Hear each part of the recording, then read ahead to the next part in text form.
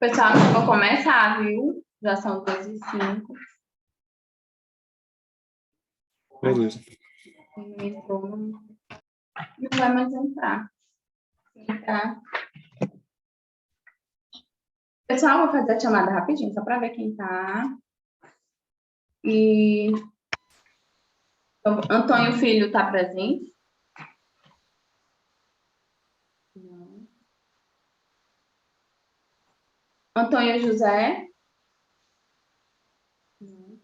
Bruno Araújo? Presente.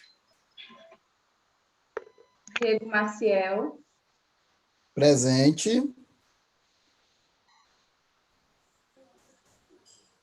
Gustavo?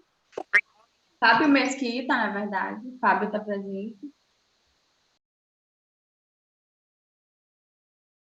Não. Tá o Bruno Araújo, o Diego Maciel. O Fábio não tá.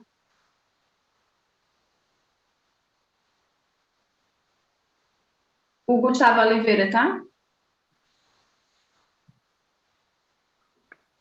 Jefferson Luiz. João Paulo. Josilene. Presente. Josilene aqui. Lindon, tá? Que eu já vi. Presente. Márcio. Não tá, Márcio Vilela. Né? Márcio Gardenho. Presente. Mauri. Tá, né, Mauri, se não me engano. Maria está presente. Né? Oi. Máximo.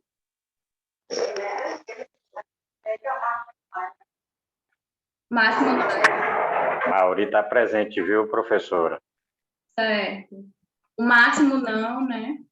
Neiva. Presente. Tá. Pedro Nogueira. É o Pedro Júnior, eu acho. Esse Pedro Júnior. Reginaldo Cruz. Presente. Renato Souza. Presente. Silas Santana. O Silas está aí também. Silas está, acho que foi o primeiro que entrou, foi ele. Tibério. Tá também. E o Ellison. O Ellison aqui.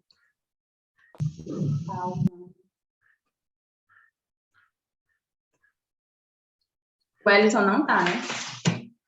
No final eu vejo quem. Maria Soraya entrou depois da chamada. Tá. Tibério disse que está com problema no microfone. Ah, tá certo. Não, o Tibério eu vi, é o Ellison que não tá. E a Soraya, deixa eu só ver o nome dela aqui. Maria Soraya. Isso. Certo. Vou iniciar o compartilhamento.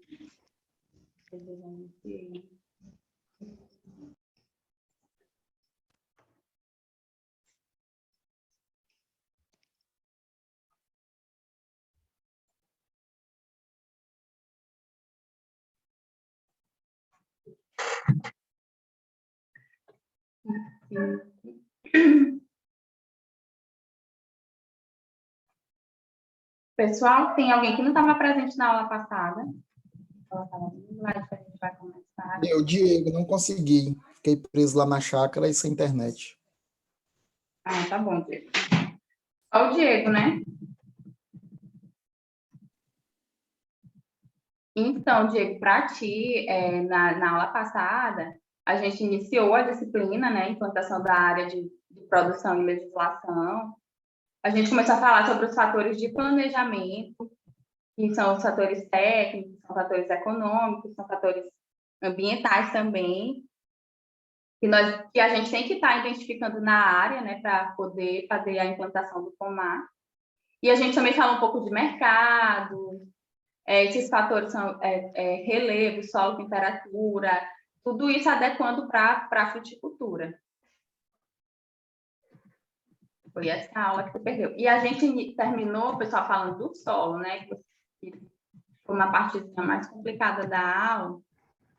Mas eu vou deixar para falar mais daquela parte onde a gente vai falando de calagem, tá bom? E hoje a gente vai iniciar falando sobre dimensionamento da área e medição. Tá bom?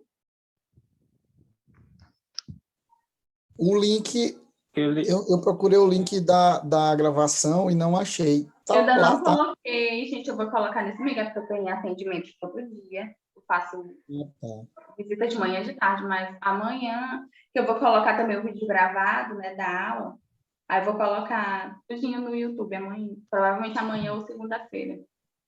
Que aí eu já assisto essa aula, essa primeira aula que eu perdi. Certo. E também, gente, eu já coloquei o fórum, não sei se vocês...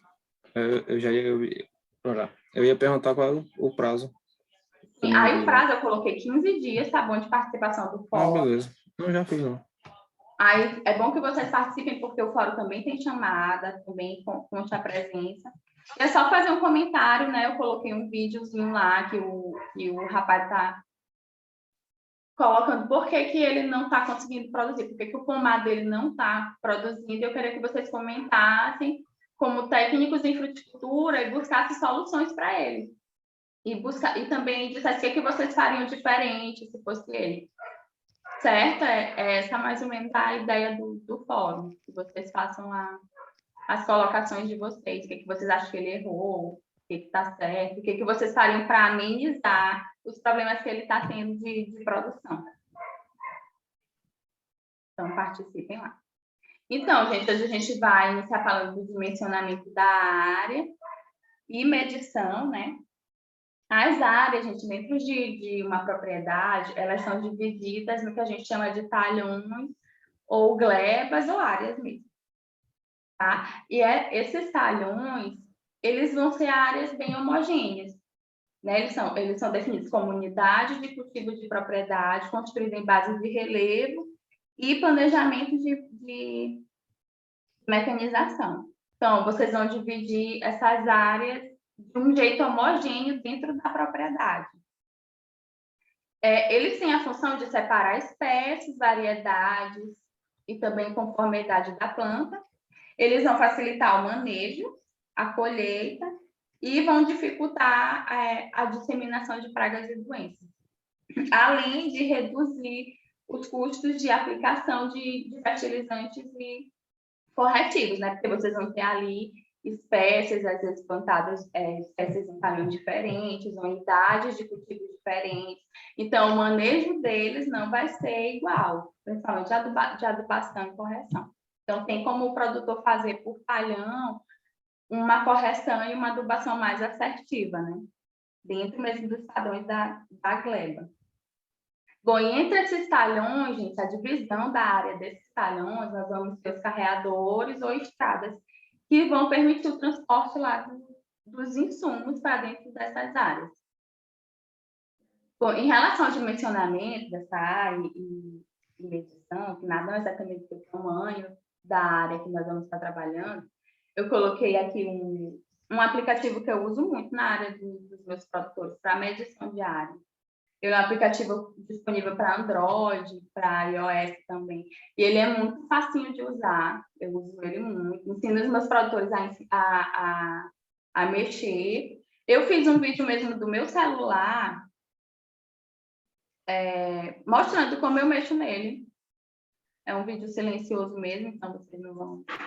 Oi, Carol, aqui Mauri. Eu não sei se está acontecendo com os demais colegas, mas tem hora que está cortando aí a sua voz. Tá, gente. Aqui tá normal, Mauri. Aqui tá tranquilo. Deve ser tua conexão aí. Deve porque pelo menos também está normal. Na minha, deve ser A minha minha também internet, está sem então, problema. Deixa eu aqui quando chove é um acaso, mas tudo bem, vamos lá. Tá chovendo mesmo muito, então a conexão fica ruim. Fiquei até com medo hoje, de repente. afetar aqui a internet. Mas, gente, tá aqui, ó. Eu tô mostrando uma área aqui dentro de Imperatriz que eu fiz a medição. Esses pontinhos amarelos são áreas que eu medi já dentro do aplicativo. Dentro do aplicativo, o aplicativo deixa gravado. Tá bom? Aí vocês abrem o aplicativo, esperam ele carregar o mapa da cidade. Aí vai aparecer algumas opções para vocês prestem atenção.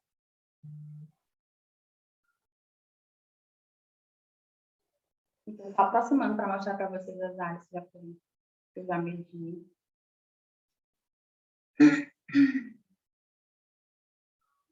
Aí você vai apertar no maisinho ali, ó. E vai ter a opção se você quer medir o perímetro todo, que é esse field, ou então só a distância. Aí você marca o que quer.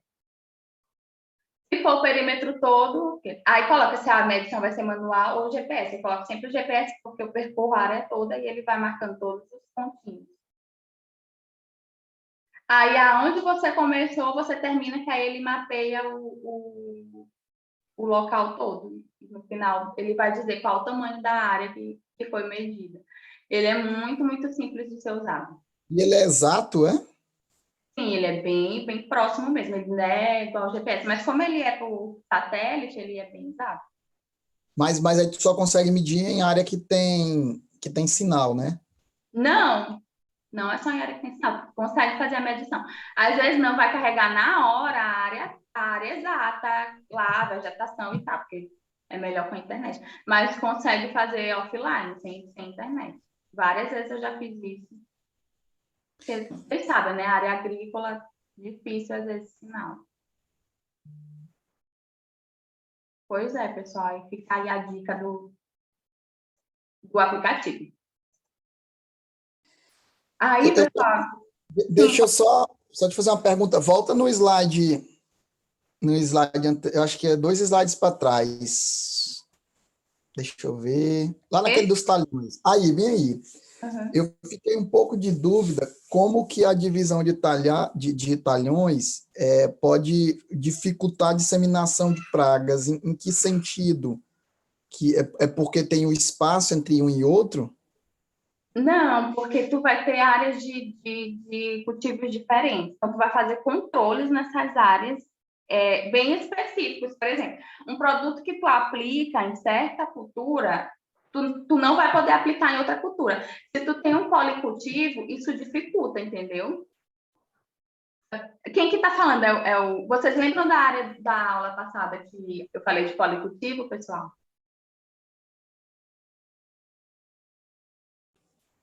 Quem perguntou fui eu. É porque quem está perguntando aqui não estava na última aula. Pois é que assim, tu vai ter um cultivo igual dentro dessa gleba. Então, tu vai fazer aplicações dentro dessa gleba voltadas para aquele tipo de cultivo. Se tu aplica um fungicida hoje num determinado plantio, então tu está controlando já dentro daquela gleba já o espalhamento de um tipo de disseminação. Não, entendi. Então, no sentido dos talhões, é no sentido de você produzir mais sim, de uma... aí tu está perguntando também de reduzir custos, né? Porque eu entendi no Diego. sentido de mesma cultura, o fato de você dividir essa área em talhões, o simples fato de você dividir em talhões vai dificultar a disseminação de pragas, mas isso é para quando você produz culturas diferentes, é isso? Também, e também tu pode ter a mesma cultura, mas em idades diferentes, em talhões diferentes também. Oi, Johnson. Essa questão que ela está falando de dificultar a disseminação de pragas, quando existe essa divisão entre os talhões, você pode produzir culturas diferentes em talhões diferentes, intercalando as culturas. Então, isso vai dificultar que uma cultura pode ser resistente à doença que está atacando outra cultura. Então, essa cultura só fica restrita àquele local onde a doença está. E mesmo que seja a mesma cultura, com os talhões divididos, você tem como controlar melhor, porque tem barreiras As quebra-vento, Quebra-vento. barreiras naturais que impedem a propagação.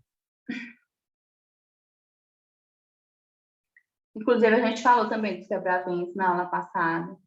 E os quebra-ventos dificultam bastante a disseminação, principalmente de bactérias. Né? As doenças de bactérias são levadas exatamente pelo vento.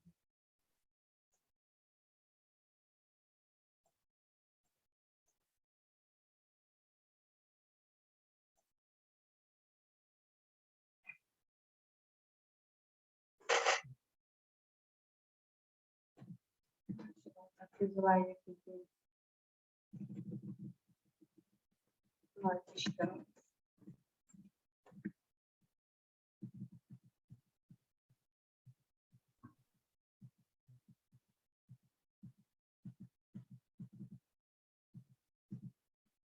Então, pessoal, depois da dimensão que a gente faz o dimensionamento da área, sabe? A área que a gente vai trabalhar, a gente escolheu a área já, a gleba que a gente vai plantar a nossa fruteira, a gente vai agora fazer a análise do solo dessa gleba. Então, qual que é a importância que vocês acham de fazer a análise do solo da gleba? O principal é conhecer o teu solo, né? Saber onde é que você está plantando, né? Quais as características dele, né? Físico-químicas. Sim. Então, gente, a análise de solo ela é justamente para a gente saber a saúde do solo, né? Como é que está o teor dele de fertilidade. Os teores dele de macro, micronutrientes e também a questão da textura do solo. E através da análise, a gente vai poder quantificar calcário, gesso e adubo. E for constatado que essa área está ácida para a cultura que a gente deseja fazer a implantação. Então, qual que vai ser o objetivo final da análise de solo? Vai ser diminuir custos, né, com adubos e corretivos e aumentar a produção e produtividade. Por que a gente consegue diminuir os custos com adubos e corretivos através da análise de solo? Porque a gente consegue quantificar o que realmente o solo está precisando para a cultura que a gente quer instalar. Então, o produtor pode colocar, sem análise, ele pode colocar ou mais ou menos do que realmente está necessitando.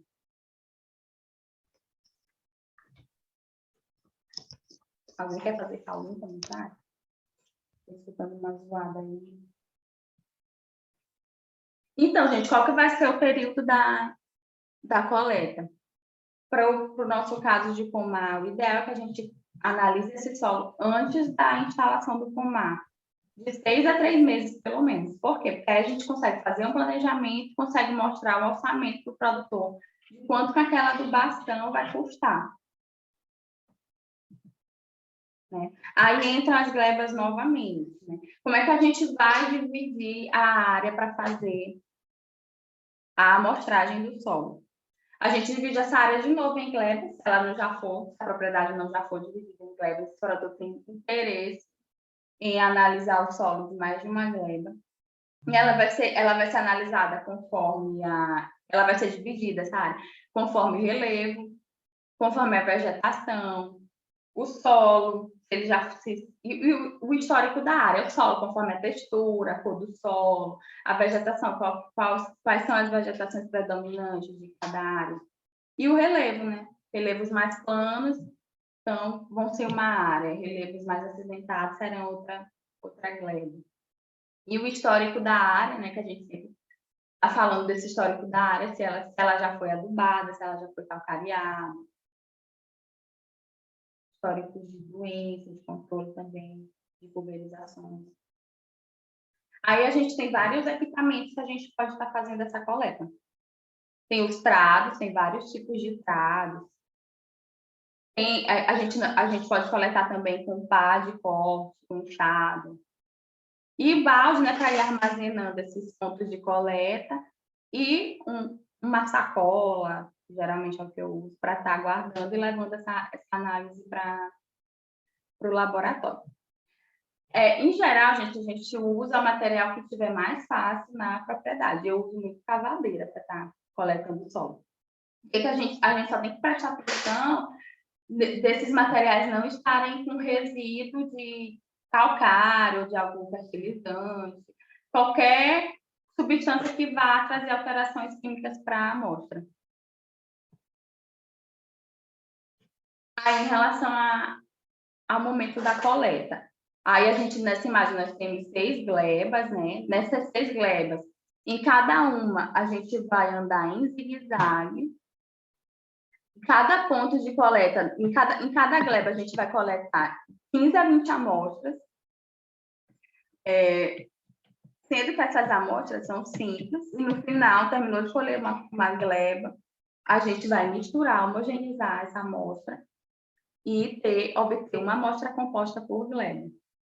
Então, isso quer dizer que ao total, a gente vai tirar 6 vezes 15 amostras aí nessa área, pelo menos. Ou 6 vezes 20, vai depender, 15 a 20 amostras por gleba. Até aí tudo certo, né, gente? Eu queria fazer umas Sim. perguntas. Queria fazer umas perguntas. Uhum. Primeiro, voltando um pouquinho atrás, a Reginaldo. Voltando um pouquinho atrás, qual seria o tamanho ideal dos talhões? Se tem assim um tamanho Sim, tem. de orientação? Se a análise de solo ela é bastante usada aqui na região, se a maioria dos produtores fazem essa análise de solo? Mais alguma, né?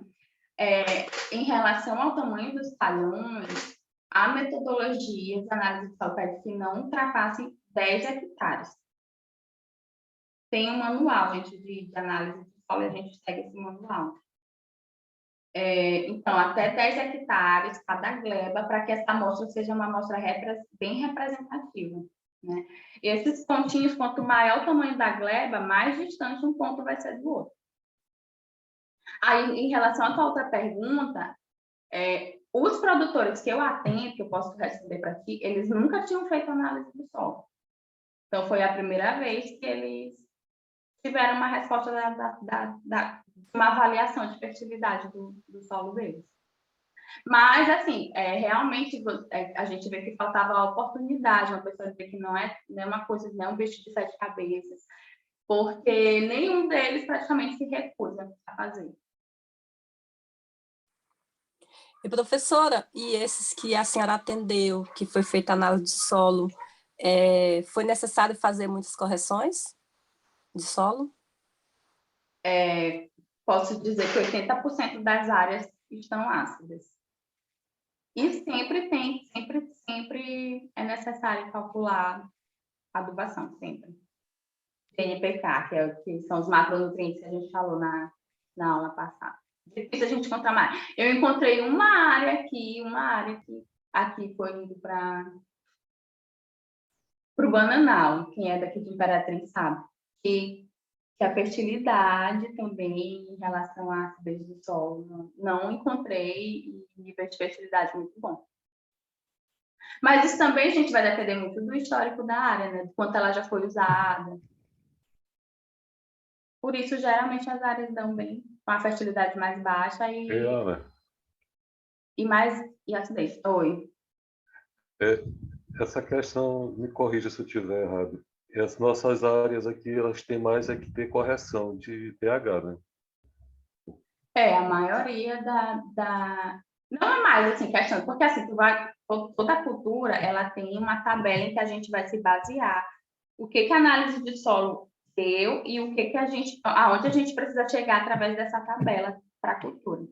Então, sempre precisa... Uma vez eu participei de uma palestra ali no Sim Rural, e o palestrante ele falou que aqui na nossa região a maioria dos solos são ácidos. Sim, a maioria dos solos brasileiros são ácidos. Sim, aí ele falou que não tinha como não fazer correção. Tinha alguns mais, outros menos, mas tinha que ser feito e tal. Quando eu trabalhei já há um tempo com mandioca. Vocês lembram que eu falei daquele V%? A gente encerrou a aula nele, mas tem muito a ver com aquele V% e tem a ver com as bases do solo, né? São umas questões químicas. Mas aquele V%, ele varia para cada cultura. Por exemplo, para a mandioca é 50%. Então, quando a gente analisa que o V% dá bem próximo ali, eu tive áreas com 49%, com quase 50%, aí a gente não recomenda, porque se pegar vai ser uma quantidade muito, muito pequenininha. Agora, já para a fruteira, é quase impossível aqui no Maranhão dar uma área que não precisa de correção, porque as fruteiras, a maioria, esse V% a gente tem que chegar a 70% e 80%. Vocês estão entendendo? Mais ou menos o raciocínio da informação. Mas mais tarde a gente vai ver essa questão de correção e V%. Então, gente, vocês entenderam aqui, ó. Quando eu pego cada pontinho aqui do coleta dentro da gleba, eu tenho a amostra simples. E quando eu faço a mistura delas, eu tenho a amostra composta. Então, amostras simples são aquelas coletadas de forma individual, em pontos escolhidos ao acaso dentro da gleba. E as amostras compostas são aquelas formadas pela mistura das simples coletadas em uma gleba, ao término do trabalho. E qual que vai ser a profundidade da coleta? Tá. O material que a gente vai usar também para coleta, a gente tem que prestar atenção de sempre estar retirando a mesma quantidade nesses pontos simples, que é para uma amostra não se sobressair da outra. Por isso eu gosto de usar a cavadeira, que dá para a gente ter a mesma quantidade, uma quantidade uniforme de cada ponto de coleta. Bom, aí voltando aqui para a profundidade que a gente vai retirar essa amostra. Se for culturas de ciclo rápido, como, por exemplo, culturas anuais, milho, feijão, melancia, que elas não têm um sistema radicular muito grande, a gente coleta o perfil do solo de 0,20 a, no máximo, 0,5. Agora, se for o nosso caso, que a gente trabalha com culturas perenes, né, que são culturas que têm mais de 5 anos de vida, então a gente já coleta uma amostra de 0,20 e outra amostra para 20,40. Aí a gente vai obter 2 amostras compostas dentro de cada gleba. Já que essas culturas, gente, já são culturas, né, que já tem um sistema radicular bem mais profundo. Aí, se o pomar já estiver instalado, a gente faz na projeção da copa. Onde a copa projeta a maior parte da planta, onde a copa projetar no solo, é ali que a gente faz a retirada da amostra de copa.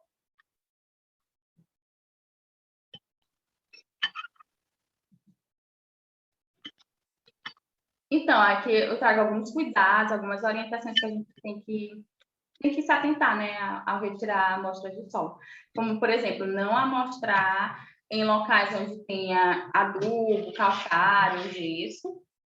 Também não amostrar em locais onde tenha acúmulo de matéria orgânica e restos vegetais, né, se aquilo ali foi atípico ali na área, não tem aquele tanto de matéria orgânica. A gente não faz ali naquele lugar. Também onde tem cupizeiros, estradas, formigueiros.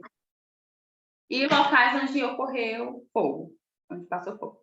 Para levar para o laboratório, a gente vai usar só de 300 a 500 gramas. E aí, pronto, identificar a amostra. Nessa identificação, eu trouxe aqui um modelo para vocês. A gente coloca o número da amostra. A identificação da gleba, né, que é para quando voltar para o produtor ele saber de cada gleba ali as diferenças das áreas dele. Aí identifica o produtor, a localização dele, da propriedade. E faz um histórico da área, né? A área, qual o tamanho da área, qual foi a vegetação, qual é a topografia, há quanto tempo está sendo usada, qual foi o cultivo anterior. E outras informações que a gente achar que é relevante para análise. Eu coloquei aqui essa tabela de preços, porque é o laboratório que eu envio, que eu estou enviando mais. Ele fica em Goiânia. E a análise completa, que foi a que eu destaquei bem aí, que é a que eu peço que os produtores façam, porque ela vem tanto a parte química quanto a parte física do solo. Ela está custando R$70, né, gente? Aí tem o valor do frete, eu junto muitos produtores, né, para esse frete sair bem baratinho. Mas o frete, a última vez que eu mandei, custou R$ 80.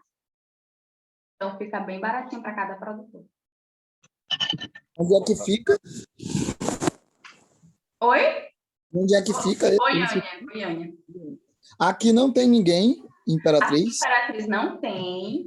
Em Balsas tem um laboratório, só que o laboratório de Balsas estava demorando demais, aí eu deixei de pedir lá. E em São Luís também tem. A UEMA faz em São Luís, e é bem mais baratinha a análise da UEMA. Mas é rápido lá na UEMA? É rápido, 15 dias, até 15 dias eles entregam, e esse também que eu envio, eles pedem 15 dias mas geralmente eles entregam antes. Mas pela tua experiência, é melhor Goiânia. Eu prefiro Goiânia, porque quando a UEMA, por que a UEMA é mais barata? Porque eles já mandam um laudo também. O laboratório de Goiânia não manda laudo. O laudo é pago, né? R$ 30. A UEMA já manda um laudo, só que o laudo que a UEMA manda, eles vão mandar vários tipos de formulado que não tem no mercado, a gente não acha. Eles usam um software um pouco já antigo e aí acaba vindo muita coisa que Oi, alô? não dá para a gente aproveitar. Oi, professora? Oi? Eu mando para Paragominas minhas amostras. E quanto custa lá? E o frete também? R$ 70. É o mesmo valor. Né? E o É valor do completa frete? também. Laboratório é bom, deixei de mandar para Balsas. Hoje eu mando só para Paragominas. E aí tu manda de quê para lá? De ônibus? Eu faço amostra, colho as amostras também, né? Embalo e mando rodoviário.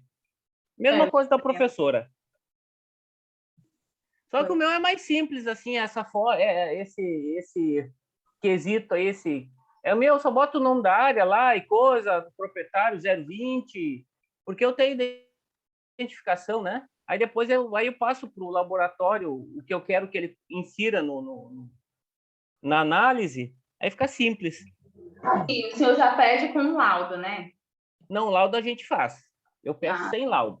O laudo a gente faz, não cobra nada, não.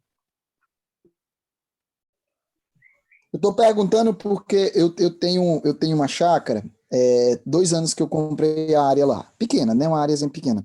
Uhum. E eu não fiz ainda análise de solo lá. E eu queria fazer uma análise lá para eu... Inclusive, já me ajuda no curso, né? Porque aí eu vou fazer uma prática mesmo lá. Sim.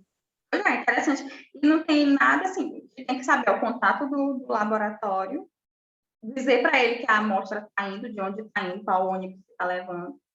Aí eles vão te pedir um papelzinho que a rodoviária vai te dar, identificando a entrega, e só. E aí é só esperar, que eles mandam até pelo WhatsApp mesmo a análise. Pois é, mas no teu caso de Goiânia, eles deixam lá no laboratório ou alguém do laboratório vai buscar? O laboratório vai buscar, sem custo, eles não cobram por isso. Ah, legal. Professora, aqui tem algum projeto, alguma coisa no sentido do poder público junto a esses produtores, esses pequenos produtores? Em relação à análise que pergunta, Isso. Não tem. Assim, da análise gratuita. Porque eu tenho uma chácara aqui no estado do Tocantins, no município de São Miguel. Uhum. Esses dias a prefeitura tem uma parceria com os proprietários, né? A pessoa fornece o combustível e vem a máquina da prefeitura, o trator, no caso, para gradear, preparar o solo. Aí eu comentei com meu esposo, assim, se pudesse fazer uma análise de solo, os meus vizinhos lá. Aí ele disse, não, a prefeitura também, basta a gente ir na secretaria lá que está promovendo. Uhum. Vem um técnico pela prefeitura, pergunta o que eu pretendo produzir naquela área e eles recolhem e fazem a análise desse solo da minha área com essa parceria. Então, muita gente está fazendo aqui no município de São Miguel, do outro lado. No caso, quem é daqui de Imperatriz sabe. Eles devem enviar lá para o UFT, lá em Caraguatins. Lá também faz? Eu acredito que sim, Bruno.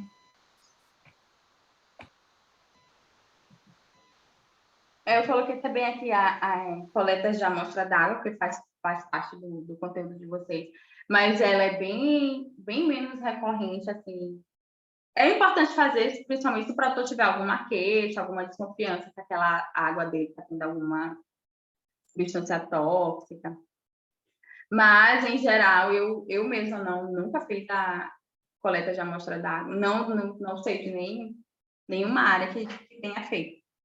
Então, consiste na retirada de um pequeno volume de água da fonte desejável. A gente sabe que tem fontes de água subterrâneas, né, as propriedades, e também superficial. Subterrânea como poço, superficial como lago, rio. Né? Aí, então, você vai escolher um local que seja locais que não tenha despejo ou qualquer coisa que vá alterar, qualquer fator que vá alterar realmente a qualidade da água. O melhor recipiente para coleta é o plástico, para não ter também alteração física. E fazer a identificação da amostra, que é com o nome do proprietário, a data da coleta, horário da coleta, responsável pela coleta, e a identificação dos parâmetros que a gente quer analisar, que geralmente para a área agrícola, pensando na irrigação, no manejo que a gente vai usar, adubação, precisa de água, se a gente for fazer uma teste de irrigação, de repente, pulverização também. Então, indicar, né, qual que é o procedimento que a gente quer. Então, geralmente, para a área agrícola é a análise físico-química da água. Essas análises, eu fui pesquisar na UEMA, está 240. Então, assim, por ser bem mais também caro, torna bem menos viável para o produtor fazer. O produtor não tem tanto interesse. Mas, se tem uma queixa, é bom investigar. Ana, Pode falar. essa amostra, essa coleta de água, essa análise, ela pode identificar o nível residual que contém na água, porque a gente sabe na hora da irrigação entope muito. Sim, ele também vai... a análise física faz isso, a análise física. Indica para fazer filtragem, né? Sim, também é bem interessante para... Somente poço, né?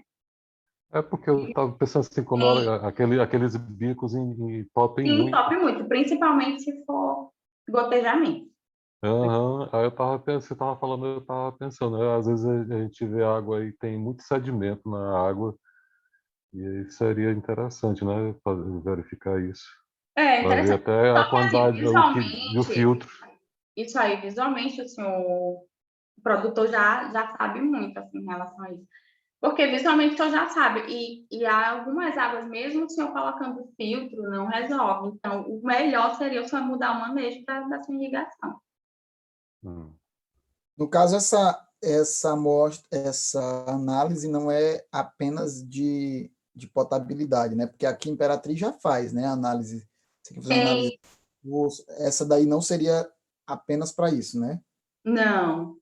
E é o produtor que vai identificar qual o tipo de análise que ele quer. Se é físico-química, tem microbiológica também. Ah, tá. Pois é, porque aqui em Imperatriz, análise de água faz, né? Tem alguns laboratórios que fazem, não é isso? Fazem sim. Só que, como eu te falando, para a área agrícola é bem menos recorrente os pedidos. E eu não sei de laboratório que faça análise físico-química aqui.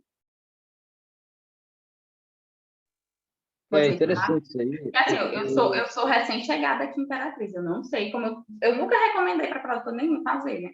Se eu vejo que o produtor tem queixa, aí sim eu ia procurar recomendar para que ele fizesse a análise. Eu sei da UEMA, que a UEMA faz a análise físico-química. E está custando R$240. Oi. A UEMA é em São Luís, que eu quero dizer, não aqui, não daqui.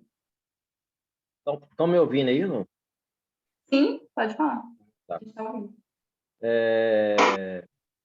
Essa questão de análise, principalmente para quem também tem, às vezes, uma área produtiva próximos a riacho, e onde que tem cultivo, às vezes, piscicultura, anteriormente ao cultivo da fruticultura, é interessante porque normalmente você tem muito resíduo, né? Sim. Da própria piscicultura em si, certo? Então, isso aí é fundamental, viu? Talvez alguém que tenha, né, essa associação entre piscicultura e fruticultura, a fruticultura posterior aí ao sistema produtivo, é muito importante essas análises aí de água, viu? A gente já viu alguns produtores aqui teve um prejuízo muito grande, né? Por contaminação em relação aos resíduos da piscicultura em si. Pois é, gente, isso aí, então, assim, essa tomada de decisão depende do histórico da área, né? Depende do que o produtor vai estar falando para a gente. Mas que é importante fazer, né? Se o produtor puder fazer tanto a análise do solo quanto a da água, melhor. Agora eu vou entrar no fator do preparo da área, né? Eu coloquei isso aqui só a título mesmo de informação, né? Há 5.000 anos, né? Há quanto tempo o homem utiliza o preparo da terra? Então, faz muito tempo que o homem vem aí tentando inventar maquinários para facilitar o preparo do solo para ele, né? Para deixar menos o trabalho do preparo menos cansativo. Então, em relação ao preparo da área, a gente passa por algumas fases, né? Uma delas a gente está falando, que é a análise do solo, depois a limpeza da área, o preparo e correção do solo, as práticas de manejo e conservação, sistemas de condução e a demarcação da área, que é o que a gente vai ver hoje na aula. Então, a limpeza, ela pode ser manual, mecanizada e química. Isso vai depender da cobertura vegetal, mas não só da cobertura vegetal, né? Depende também do poder que o produtor tem, das ferramentas que ele tem para estar trabalhando essa limpeza da área dele. Ó, limpeza manual. A limpeza manual é aquela que o produtor vai fazer mesmo com enxada, bem mesmo, são áreas geralmente pequenas, com produtores pequenos também, né? Já que é uma área bem mais pesada. Isso aí é uma roça de toco, não sei se vocês já puderam ver, ou puderam acompanhar alguma dessas fases da roça de toco. Ela passa pelas fases da derruba, né? A derruba que é feita manual, um trabalho bem pesado.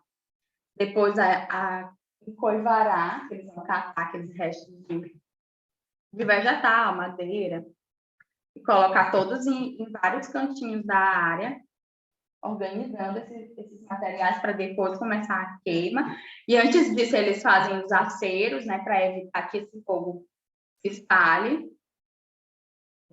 E depois eles fazem a destoca, né, que é para tirar dessas raízes, desses toquinhos. Mas não tem jeito, fica muito toco mesmo na área. Um trabalho bem pesado mesmo, esse preparo de área manual em roça de toco.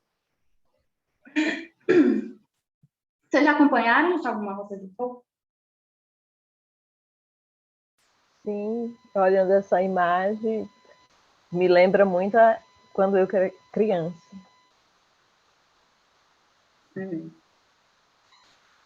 E até hoje tem muito ainda, professora, em algumas regiões por aqui, mais próximas, tem muito ainda a roça de toco. Tem mesmo. Aqui em Imperatriz não encontrei tanto quanto eu encontrei na Baixada do Maranhão. A Baixada tem muitos produtores que trabalham assim. A área rural aqui de Imperatriz está muito restrita. Já não tem mais tanto assim, essas produções, e as que tem já estão abertas, acho que é por isso. Mas esses outros municípios aqui no entorno ainda tem bastante. Pois é, gente, aí em relação a essa retirada de vegetação, né, essa derruba, eu trouxe um pouco da legislação que a nossa disciplina também fala, né? Será que vocês sabem o que é a supressão vegetal? É a retirada da vegetação de um local com o intuito de usar ela, no nosso caso, para a produção agrícola. Mas nem toda supressão ela está autorizada. Principalmente a vegetação que a gente tem ali é nativa. Então, se eu tenho uma vegetação nativa, eu preciso de uma autorização para fazer aquela derrubada. Na prática, a maioria dos produtores retiram, mas não tem autorização, né? Mas só que isso ele pode pagar mais tarde, ele pode ser multado. Essa autorização geralmente é tirada pelo órgão ambiental, no caso aqui a CENFAZ, né, que é a Secretaria do Meio Ambiente do Estado, ou a prefeitura. Aí a lei que está no novo Código Florestal, né, que atribui que as florestas e demais formas de vegetação possuem caráter de interesse público, ou seja, interesse de todos. Mas se a supressão for de espécie exótica, essa espécie não é daqui, ela nem sempre vai estar condicionada a uma autorização, né? A não ser que ela esteja numa área de preservação permanente ou vinculada a algum licenciamento ambiental, que também é um processo, né, que a gente abre na Senfaz e que vai te dar autorização para te retirar aquela vegetação, mesmo trazendo alguma degradação ambiental, mas a licença ambiental é um processo bem burocrático, no sentido assim, de uma hora para outra. E também não se tratando de uma intervenção de algum bioma e de supressão de áreas de árvores que estejam declaradamente em extinção. Aí a limpeza mecanizada, que é feita com motores, roçadeiras, né, acoplados em tratores, né? E a outra limpeza que eu coloquei foi a química. Oi? Só repita aí para mim, por favor, a secretaria que você falou que tem que pegar autorização. É a Senfaz? Desculpa, gente. Não, gente, é a SEMA, me desculpa. É porque eu tenho CNPJ, enfim, mas é a SEMA, tá? É a Secretaria do Meio Ambiente. A Senfaz é a Secretaria da Fazenda. Isso, ok, obrigado. Nada. É bom fazer essas observações mesmo.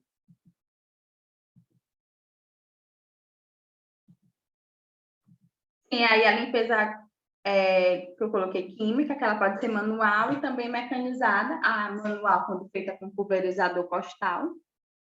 E a mecanizada, quando a gente usa esses tratores autopropelidos, né? Que tem essa barra aí de aplicação.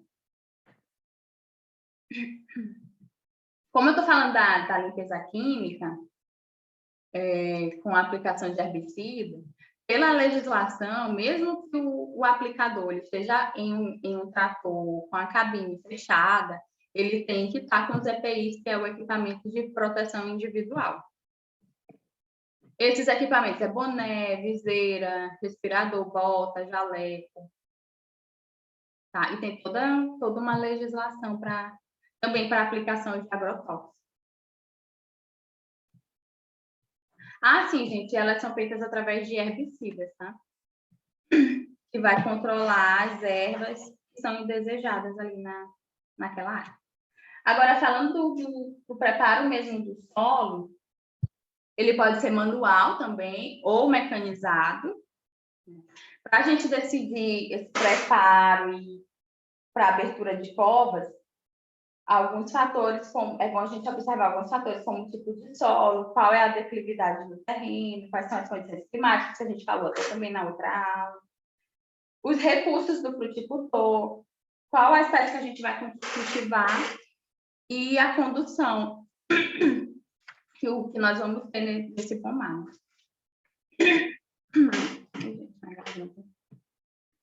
Bom, se for manual, né, esse preparo do solo, ele é para a gente deixar esse solo mais soltinho. Então, a gente vai usar enxada também, escavadeira, enfim. E com o objetivo de deixar o solo mais solto, mais aerado e mais semeado para facilitar a entrada de água, a entrada da água. Não dificultar o desenvolvimento de raiz. Aqui eu coloquei essa imagem, né, do produtor puxando o equipamento dele com tração animal. E o preparo mecanizado, que ele passa pela fase da limpeza, que nós já tratamos. Em geral, o preparo mais convencional é esse, em que o produtor faz a aração, depois faz a gradagem e depois entra com a niveladora, deixando o solo mais apropriado, tanto para a abertura de covas, quanto para o desenvolvimento da raiz. A gente vai mudar mesmo, alterar, tentar melhorar as características físicas do solo com o preparo dele. Então, para um bom preparo de solo mecanizado, é bom observar o perfil do solo, da área de plantio, Áreas com camadas compactadas ou endurecidas, é bom efetuar a subsolagem, porque o subsolador ele atinge camadas mais profundas. É bom também fazer a aeração no máximo 20 centímetros de profundidade. Em áreas declivosas, deve-se reduzir o uso de máquinas, porque máquinas pesadas vão acelerar o processo de erosão. E usar máquinas e implementos de menor peso possível. Executar essas operações. Aqui, gente, eu trago o subsolador, só para mesmo questão de informação mesmo. Ele entra no perfil do solo mais profundo. E o mau preparo do solo, né? O mau preparo do solo, ele traz consequências como compactação, diminuição de filtração de água devido à compactação, menor concentração de ar, absorção de nutrientes e dificuldade de desenvolvimento radicular. E isso tudo vai ocasionar a queda da produção. Aí, gente, a gente entra com a correção do solo, que é outro processo de preparo da área, né? Então, por que a gente vai corrigir o solo? E como que a gente vai corrigir e quando que a gente vai corrigir, né? A gente vai corrigir o solo, por quê? Porque com a acidez dele, com a presença de alumínio, os nutrientes ficam fixados com o alumínio, que é o alumínio que traz a acidez para o solo, e ficam indisponíveis para a planta. Então, por isso a gente corrige o solo, para deixar os nutrientes disponíveis para a planta. Como é que a gente vai corrigir? A gente pode corrigir com calcário. O calcário ele pode ser de 2 tipos, que eu vou mostrar para vocês. E a correção, quando a gente vai corrigir, o mais apropriado é que a gente corrija pelo menos 3 meses antes do plantio, para o calcário estar reagindo, né? A reação dele é lenta. Então, a gente precisa pelo menos de 3 meses antes do plantio, tá? Aí aqui eu trago uma imagem, né? É uma ilustração, mas ela é verdadeira, né? No sentido dela, que é uma planta com calcário e sem um calcário. Então, a gente tem uma planta com um sistema radicular bem maior, com calcário e também com uma área foliar. Uma área foliar bem maior também.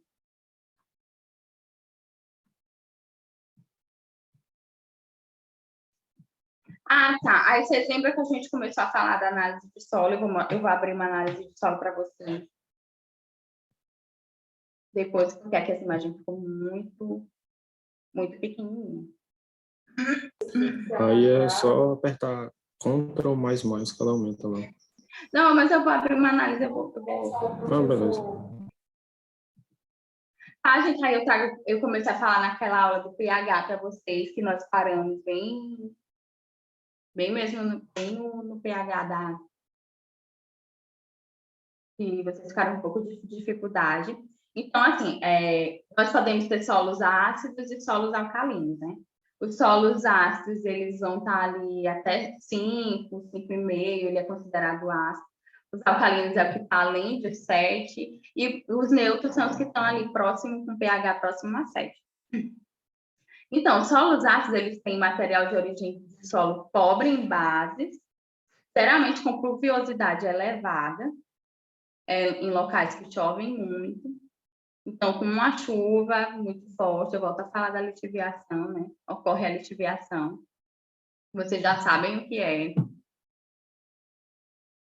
Que é a camada superficial sendo lavada, né? Então, as bases vão embora. E o uso exagerado de adubos nitrogenados. Já os solos alcalinos são o contrário, né?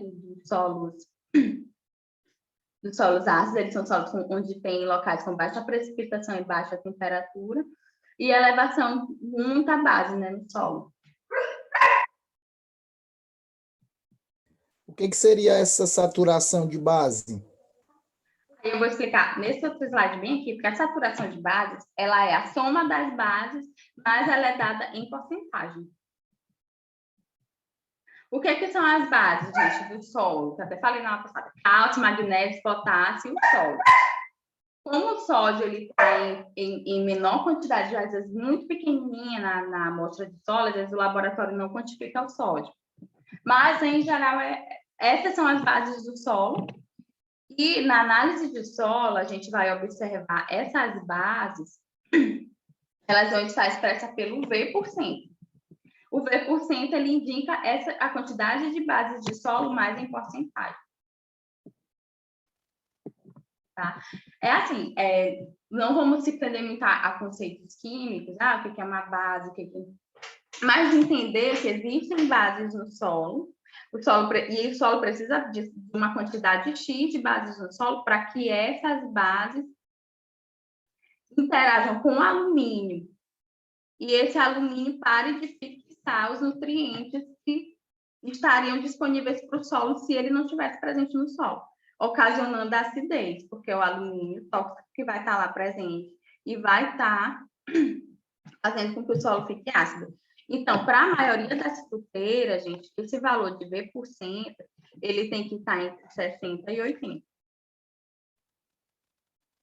Então, sempre que vocês vão olhar uma análise, vocês querem plantar uma fruteira, então vocês vão pesquisar qual é o V% para aquela cultura que eu quero.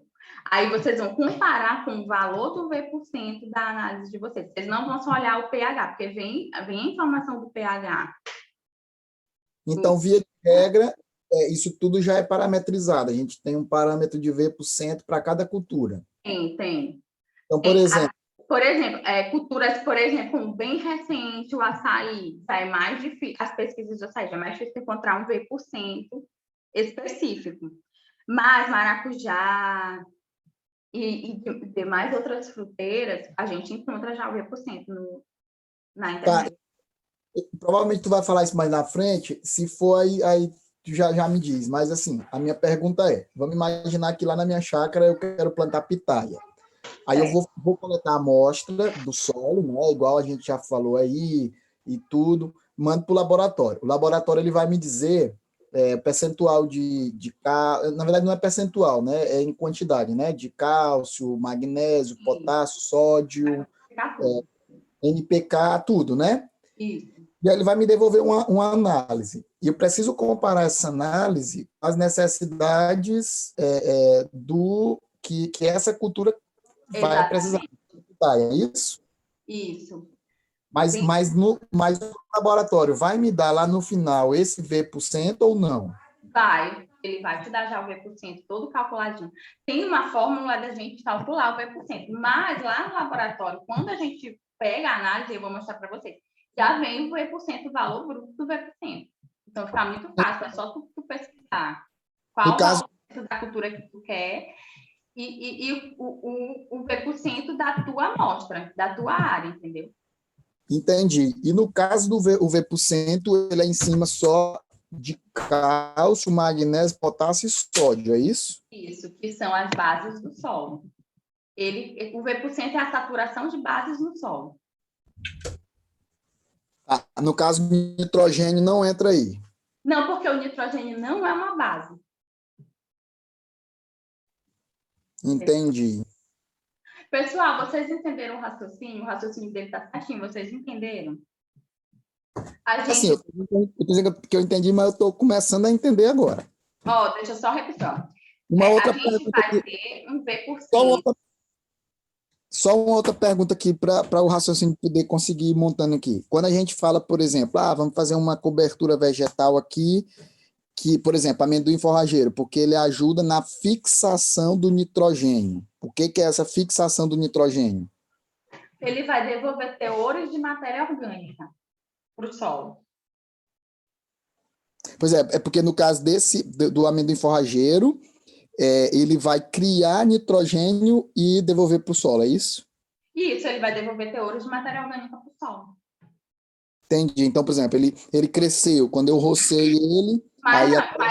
E o ideal mesmo é que tu revolva aquele resto de palhada dele para o solo também. Pronto, porque aí eu plantei amendoim forrageiro. Aí depois eu rocei ele todinho lá, essas folhas vão se misturar no solo, vão se decompor e esse nitrogênio volta para o solo, é isso? Isso. Entendido. Gente, os outros estão entendendo? Sim, o princípio Sim. é esse. Sim. Gente, então, só recapitulando aqui. Porque a minha atividade que eu vou passar para vocês no vídeo, ela tem a ver com isso aí. Com calcário, com necessidade de calagem ou de correção, tá bom? Então, a gente vai retirar a amostra do solo, a amostra do solo ela vai dizer qual o V% que está a área lá, ou as áreas que a gente amostrou. Então, dependendo da cultura, do interesse do produtor, eu vou ter um V% X. Então, a gente vai comparar os V%. Se ele estiver abaixo do que a gente quer, provavelmente a gente vai ter que calcarear. Se ele estiver acima, não. Ou se ele estiver bem próximo, porque o valor do calcário vai ser bem pequenininho, a gente não Aí calcaria. eu resolvo isso tudo com calcário. O calcário já vai resolver os 4 elementos químicos aí? Sim, o calcário vai. Então, com o cálcio e o magnésio, ele vai. Porque o que a gente quer corrigir é isso bem aqui, é o alumínio. A gente quer que tenha a base para essa base corrigir esse alumínio. Então, ele resolve, entendeu? Ah, tá. O foco aqui é o alumínio, não é o cálcio, o magnésio, o potássio, nem o sódio. O foco são os dois grupos. Porque um vai reagir com o outro e vai eliminar ele do solo, entendeu? Essa quantidade que está além. Então, O que eu entendo aqui, né, realmente o calcário, ele vai, aí depende das duas fontes, né, o dolomítico e o calcítico. Mas Sim, a gente vai falar mais na frente. Tem o calcítico e como que a gente vai fazer essa escolha. Porque, no caso, a base saturada, ela aumenta o nível de alumínio, é isso? Não, ela diminui. Diminui. Ah, ela diminui. No caso, eu vou entrar com calcário para poder reduzir o alumínio tóxico do solo. Isso. É só as bases, né? As bases que a gente fala aí, Eu preciso de base, gente, no solo, numa quantidade suficiente que ela reduza o alumínio que está lá presente.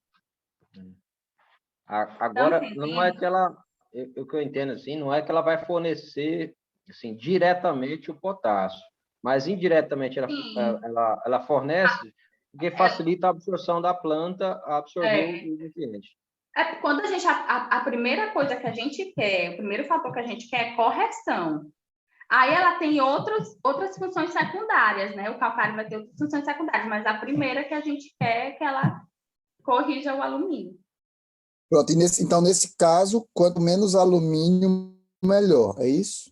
Quanto menos alumínio, sim, melhor. Melhor para a sua cultura, melhor para desenvolvimento radicular. A gente não quer alumínio tóxico no solo. Gente, deu para entender mais ou menos, né? Então, hoje, se vocês pegarem hoje uma análise de solo, esse lado vocês vão saber resolver. Da acidez. Não saber interpretar, que eu quero saber. Porque muito produtor, ele acha assim, quando ele pega uma análise, tá? Muito filhos de produtor também, eles olham somente para o pH. Que foi aquela tabelinha que eu mostrei para vocês na aula passada, o pH. E não é só olhar para o pH, a gente não precisa só saber do pH do solo, a gente precisa saber das bases, como estão as bases do solo. E precisa saber como é a base qual que é o valor de base do solo para a nossa cultura. O que a gente precisa atingir ou ter no solo.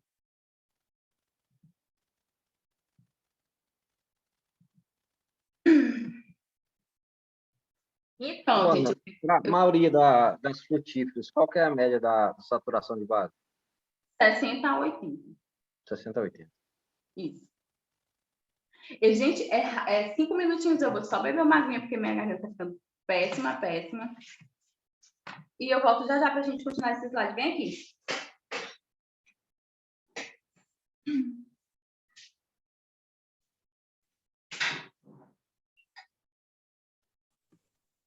Pessoal, tem uns colegas aí que eles têm bem noção disso, a gente trabalha com isso, acho que o Márcio, né? No caso, quando a gente faz análise de solo, ele vai me detalhar lá os principais macronutrientes, os micros também, não é isso?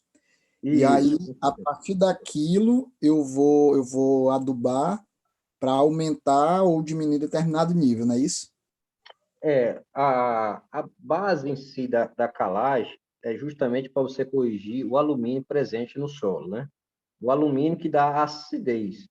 Então, você quer corrigir a acidez para ela voltar para o pH em torno de 5,5, 6, né?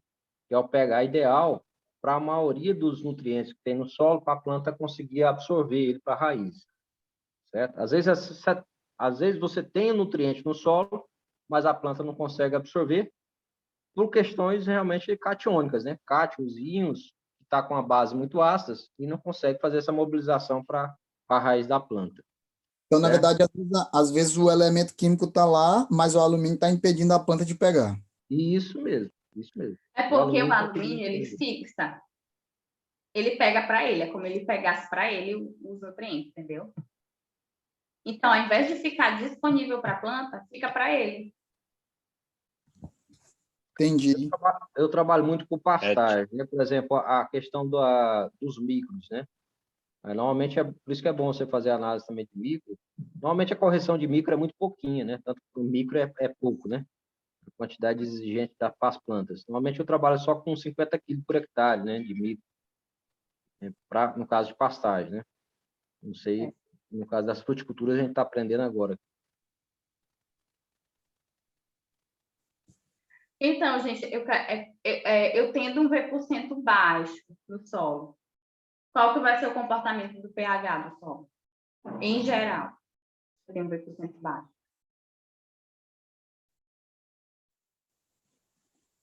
O V% baixo significa que a minha saturação está baixa, não é isso? Sim, e o pH? Gente, eu preciso que vocês me respondam, porque se vocês entenderem esse raciocínio, vocês estão entendendo a aula. Se minha saturação está baixa, eu tenho Não, muito... olha, vai para o V%. Se a tua saturação no solo de base está baixa, qual que é o comportamento, como deve estar o pH em geral? Qual que vai ser o comportamento? Ele vai estar baixo, alto, como é que vai estar? Baixo. Vai estar baixo também. Isso. Está baixo porque eu tenho excesso de alumínio, não é isso? Se eu tenho V% baixo, geralmente eu tenho um pH ácido, entendeu? Porque eu tenho excesso de alumínio. Isso, e vai ter excesso de alumínio. Então, as bases no solo vão estar Baixa, ácida. baixa também. Elas vão estar baixas. Então, se eu tenho um V% baixo, geralmente eu vou ter um pH ácido e eu vou ter poucas bases no solo. Então, Aí eu tenho que entrar com calcário. E aí eu entro com calcário. E aí a quantidade de calcário, a análise de solo vai me dizer ou não? Aí, se tu pedir bem ali naquele laudo de recomendação, naquela tabela lá que eu mostrei para vocês, vocês têm a opção de pedir o laudo já para o laboratório. E tem a opção de ter um agrônomo para calcular para vocês, ou de vocês mesmos calcularem. É muito difícil calcular? Não, eu vou mostrar uma fórmula aqui para vocês hoje. Eu vou pedir para vocês calcularem. Aqui a fórmula. Tem 3 fórmulas, essa que eu considero mais fácil, né? Onde você vai ter o V2. O V2 é a saturação de base que a gente quer chegar, a saturação de base da cultura que a gente quer plantar. O V1 é a saturação que a análise de solo mostrou da tua terra. Carol, não está mostrando para mim essa fórmula. Não tá, gente, para vocês? Ah, não. Mostrando só o slide aí. Não tem nada na... Tem O slide o aí tá solo. V% baixo, pH e base no solo. Tópico 8. O que está mostrando É aí porque quando a senhora abre outra... V% baixo, pH e base do solo. Abrir outra imagem, tem que compartilhar na tela. Deixa eu ver se vai agora mostrar para vocês, porque eu estou mostrando a fórmula. Não, tem que ir nesse share screen, aí seleciona o que quer mostrar. Porque ele botou só o PowerPoint. Então arrasta para cima do slide. Aí ele abre. Vai chegar, gente, lá.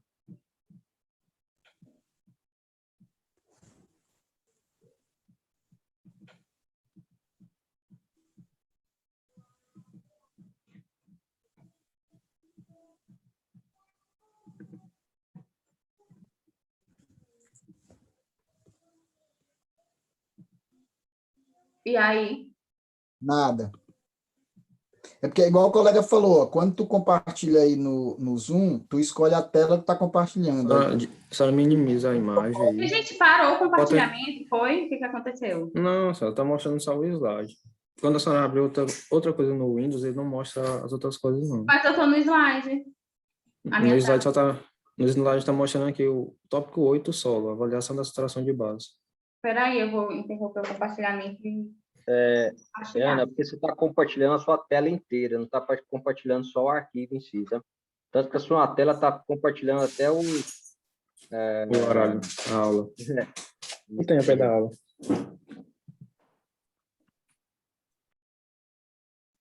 Nada, gente. Não tá aparecendo nada, não. vai de novo no compartilhamento. Clique em compartilhar de novo.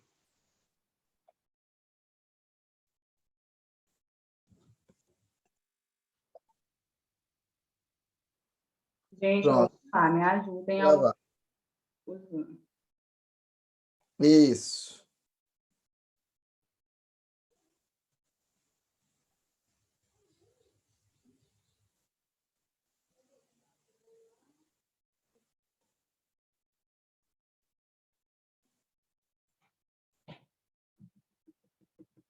Ai, gente, vai piorar o computador aí, né?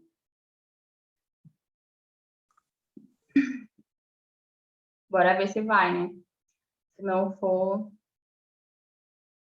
eu acho que a próxima tela não. Gente, voltou. Tá no 9 agora. É porque embaixo aqui a senhora tem a opção assim, novo compartilhamento. Aí é lá que a senhora mostra se abrir um novo programa.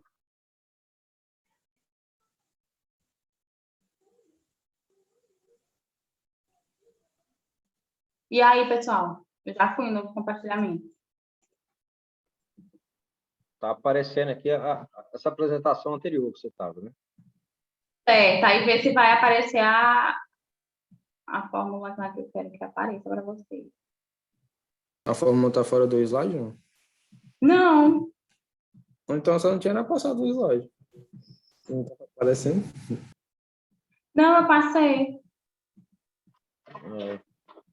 Então não estava aparecendo, não. Que coisa. Tá no tópico 10 aí. É esse?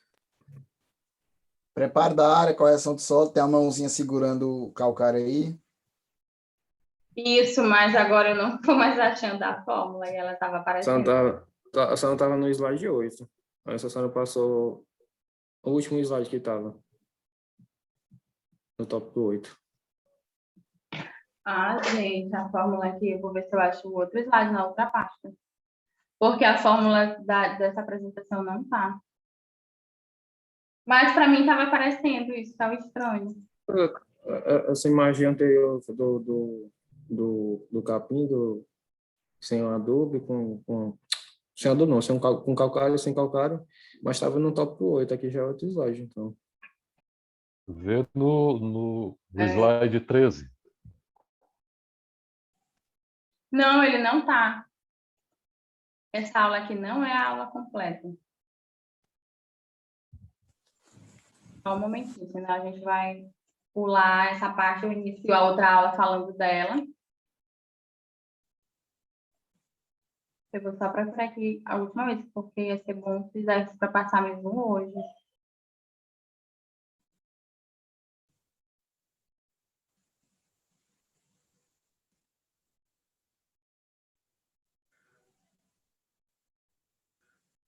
Essa vai ser assim.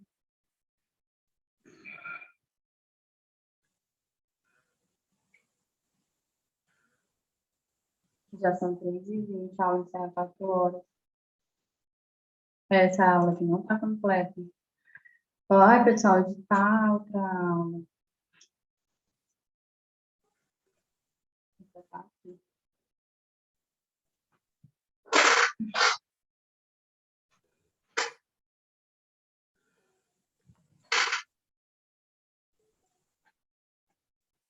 Pronto, é para estar aqui. Gente, tá compartilhando para vocês? Não, né? Eu parei o compartilhamento.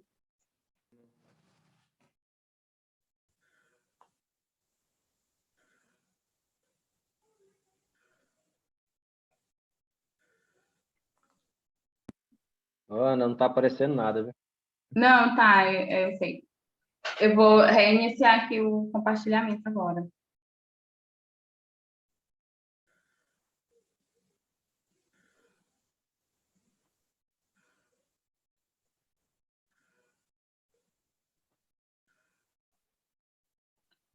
Pessoal, apareceu agora para vocês?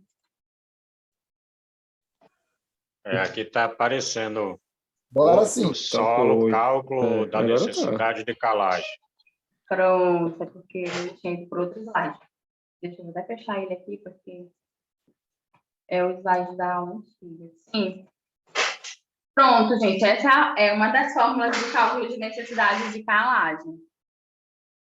Então, o que eu estava falando para vocês é que esse V2 da fórmula é a saturação de base da cultura que a gente quer chegar, entendeu? Por exemplo, maracujá é 65%. Aí o V1, ele é a saturação de base que vai estar na análise de vocês. Na análise que veio do laboratório vai ter essa informação, que é o V% da análise. Aí, só que esse T aqui é a capacidade de troca catiônica. É outro. Exatamente. Então, ela falando de uma coisa que ela fez, que eu tenho certeza que ela estava que nem uma margarete. Gente, tem alguém com... Uhul! Vixe, Maria, a festa tá grande. A rocha. Certo. E o PRNT, a capacidade de troca catiônica, e o PRNT... Meu Deus do céu, às vezes para essa figura aí, para ela desligar o microfone. Gente, tem alguém com o microfone ligado. Falei da agora, porque está interrompendo a aula. Pronto, acho que a pessoa desligou. E o PRNT, ele é o poder de neutralização do calcário. Esse poder de neutralização do calcário... Carol, vamos iniciar do início aí, porque houve aquela interrupção aí com essas pessoas fazendo barulho. É bom que você repita aí do começo. Então tá, gente, ó, Por aqui favor. nós temos uma das fórmulas do cálculo da necessidade de calagem. O V2, ele é a saturação de base da cultura. Vocês podem pesquisar. O V1 é a saturação que vai vir na análise de solo. E o T aí, que representa a capacidade de troca catiônica.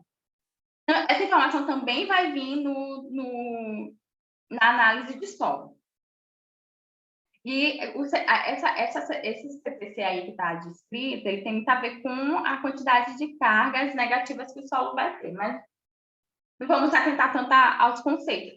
Eu gosto de, assim, como o curso de vocês não envolve tanto cálculo e nem química, é bom que vocês aprendam como resolver o problema e não se prender tanto a conceitos, porque não vai dar tempo da gente estar falando tanto o que é o base, o que é a CPC, entendeu? Mas, enfim, a informação, essa capacidade de troca catiônica, ela também vem na análise. E o PRNT, ele vem no calcário, na embalagem do calcário. Ou quando vocês vão comprar, vocês vão perguntar para o vendedor qual é o PRNT do seu calcário. Ele é o poder de neutralização que o calcário vai ter, o poder de neutralização total. Aí, dentro da legislação, gente, não se pode vender calcários com PRNT menor que 45%. Ele vai até 100%, tá? Esse valor de PRNT.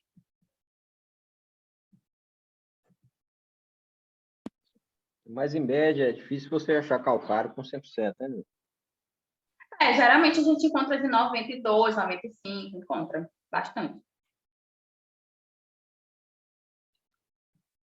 Aqui eu trago um pedacinho de uma análise de solo, com os valores que a gente precisa, né, para calcular. Então, eu coloquei aqui que o V% que a gente deseja chegar, que é o V2 aqui, é 50, o PRNT eu coloquei como 95.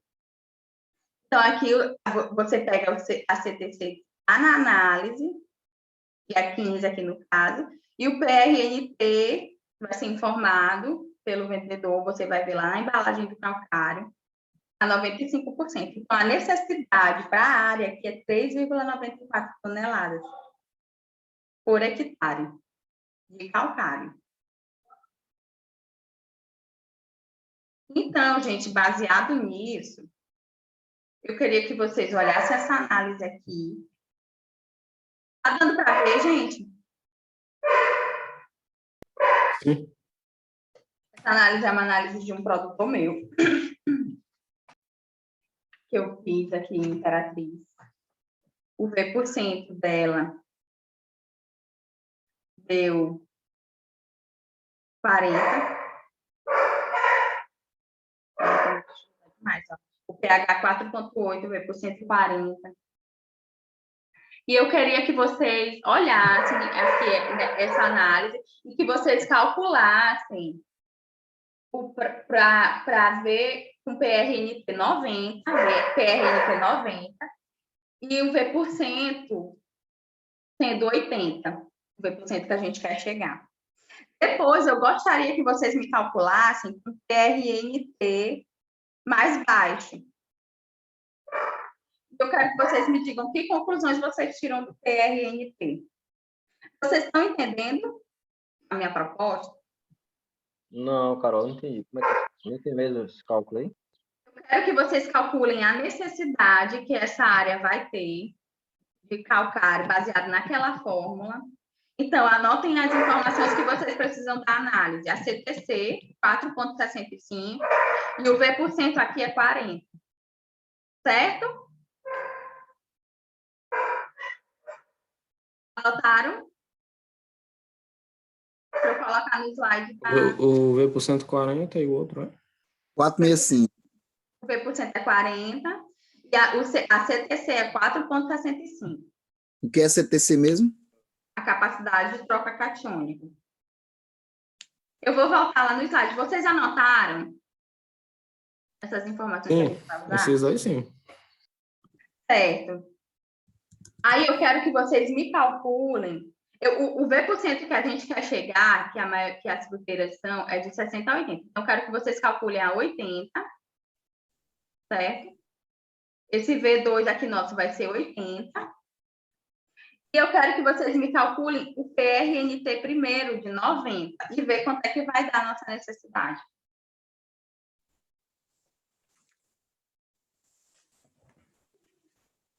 Gente, façam os cálculos, é só colocar na fórmula. Façam esse, depois eu vou dar outro PRNT para vocês calcularem. Primeiro é 90, é? O PRNT que a gente está usando é 90.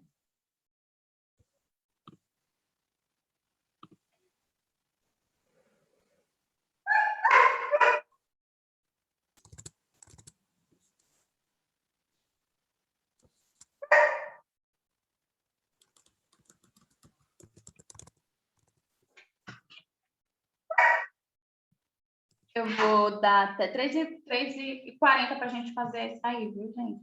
Os dois cálculos. Quando vocês terminarem o primeiro, vocês me falam.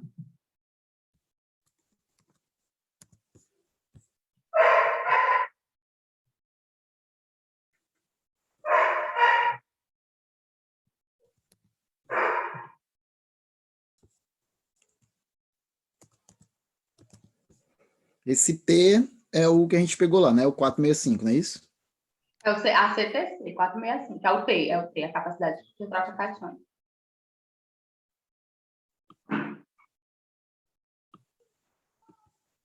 Pessoal, quem já tiver terminado, depois eu quero que vocês substituam o PRNT para 60. O V2 é quanto que você falou? 80? O V2 é 80. É o que a gente quer atingir.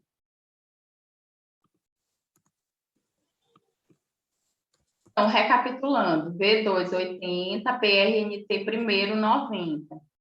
Qual que vai ser a nossa necessidade de calagem? Aí o V1 da análise de solo é 40, a CTC está 4,65. Para a área do meu produtor, qual é a necessidade de calcário? Ah, ele me deu aqui 2,06, é isso mesmo? Isso. 2 toneladas, né? Que a gente pode arredondar. Ah, tá. Isso aqui tá quem em já tonelada. terminou, eu quero que calcule para o PRNT mais baixo, de 60. Para 60? Isso. Gente, os outros... Aí tu segura um pouco a tua resposta. Os outros já terminaram? Alguém mais? Para saber se a aula da... O pessoal está sabendo aí calcular. Tá, agora deixa eu fazer uma pergunta meio besta aqui. Essa amostra de solo é de 1 hectare, é isso? Não, é da tua gleba. Lembra que a gleba vai até 10 hectares. Ah, tá. Então, no caso, ele me deu aqui que são 2... 2 toneladas para aquela gleba que tu calculou, que tu amostrou. Porque lembra que podem ser várias glebas? Não, mas ele me deu aqui por gleba ou por hectare? A fórmula aqui, ela tá por hectare. Aí essa daí vai ser por tonelada. Vai ser tantas toneladas por hectare. Aí vai depender. A tua gleba vai até ter 10 hectares, entendeu? Aí tu vai calcular 2 vezes 10. Ou, se for metade, também posso diminuir, não é isso? Isso vai depender do tamanho da tua área. Mas aqui a necessidade, ela é da fórmula, ela está dando por hectare, entendeu? Ela Pois está é. dando por hectare. Se for menos de 1 hectare, por exemplo, se for uma linha 0,3 hectares. Aí tu já vai dividir mais ou menos por 3, entendeu? Entendi. Tu me deu uma informação boa que eu estava procurando esses dias e não encontrei. Uma linha são quantos hectares? 0,3, em média, 0,3 hectares. Então, hectare vai ter mais ou menos 3 linhas e meio.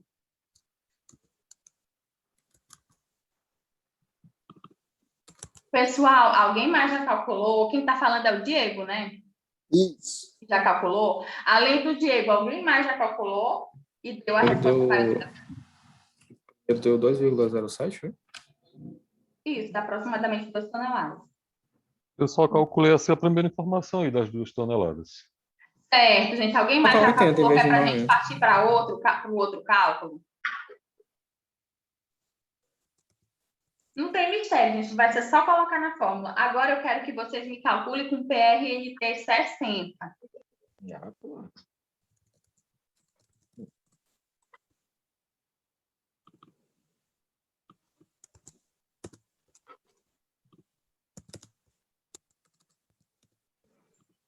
Dá 3 toneladas, 3,1. 6,1. Então, o que vocês concluem? Quando vocês usarem PRNT de 90, deu 2 toneladas por hectare. Agora, quando a gente usou um PRNT de 60, que a gente diminuiu, né?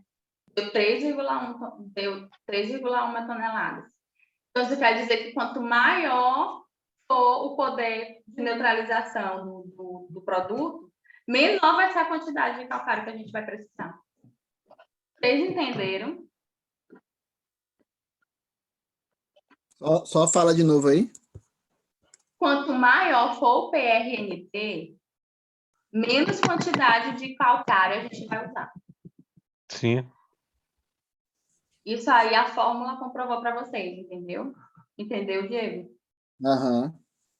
Gente, os outros conseguiram calcular, entenderam o raciocínio? Sim.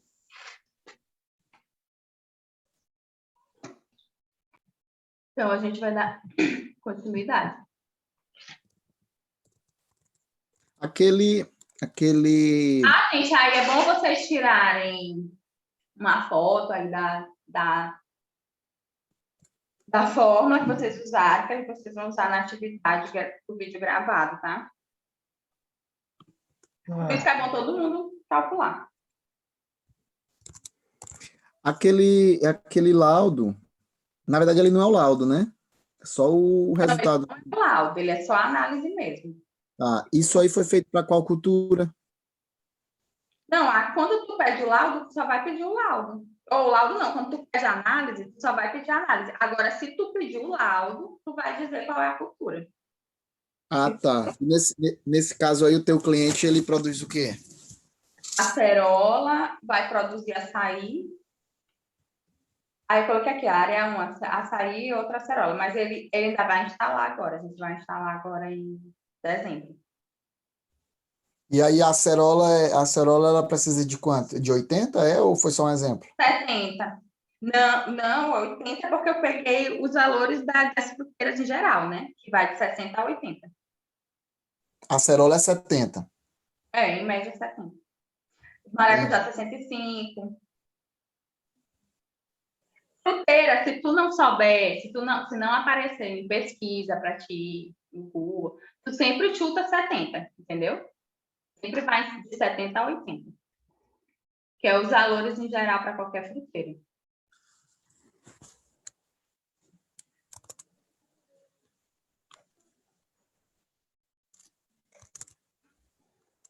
Pessoal, quem quiser fazer alguma prática comigo, nós vamos estar instalando muito pomar agora em dezembro, tá? É só avisar para a gente aí o calendário. Inclusive, o meu produtor que eu gravei o vídeo, ele convida vocês, ele é um produtor recente. Acho que ele está 3 anos só lá na propriedade, está melhorando agora a propriedade dele. A gente vai instalar o plantio dele de maracujá em dezembro. Alguns já saíram também. Esse é de João Lisboa, esse que eu falo do maracujá. Bom que é pertinho de casa, ó. Bom que é perto. Para quem mora aqui, porque tem gente que não mora aqui em Imperatriz. Naquela primeira aula, a gente viu que algumas pessoas não moram aqui. Tá, gente, aí o calcário, ele vai ser calcítico ou dolamítico.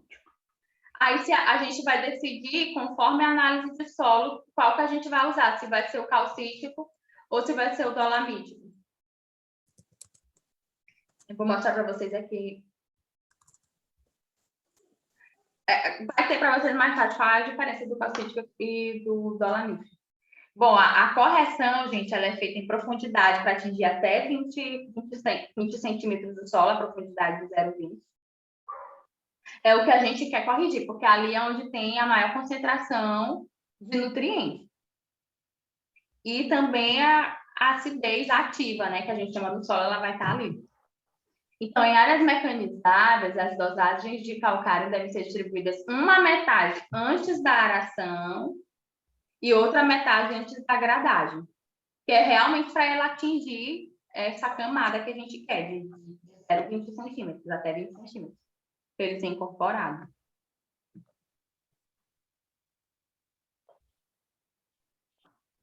Bom, qual que é as funções do calcário no solo? Aumentar a produtividade das culturas, é o nosso objetivo final, né, é o que a gente quer.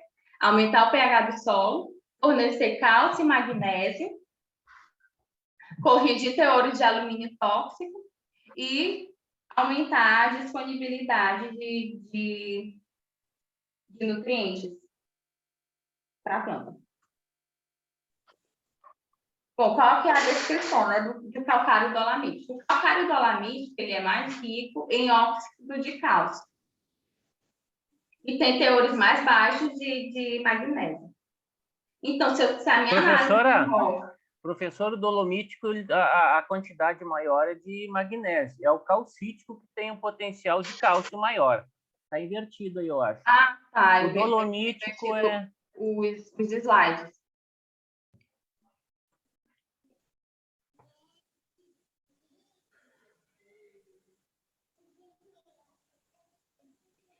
Depois eu corrijo.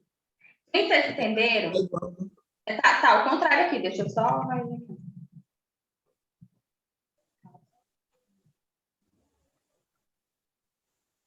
Ele vai ter maior teor pelo nome mesmo, né? Vai ter maior teor de concentração de óxido de cálcio e menor de magnésio. Então, se a gente constata lá na nossa análise que os teores de cálcio estão maiores, a gente vai querer corrigir mais os teores de magnésio, a gente entra com dolamítico e não com calcítico.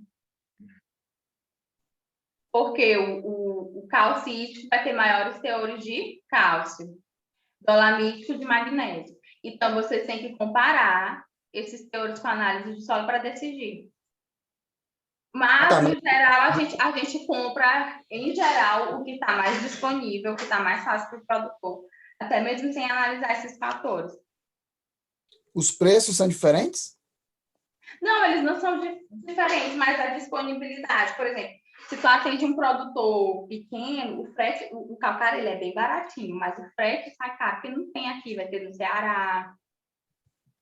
Então, às vezes, eles compram de outros produtores, mais perto, entendeu? Aí compra o que tem.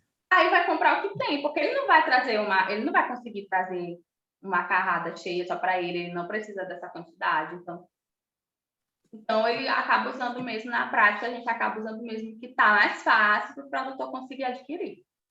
Mas a quantidade é a mesma, é a que a fórmula disse lá, né? Hã? A quantidade é a mesma, né? A mesma Sim, vai fórmula. usar a mesma fórmula para a necessidade. Eu só vou olhar na análise se tem muito cálcio, se tem muito magnésio e vice-versa, né? Para tu poder decidir por esse quesito, né? Entendeu?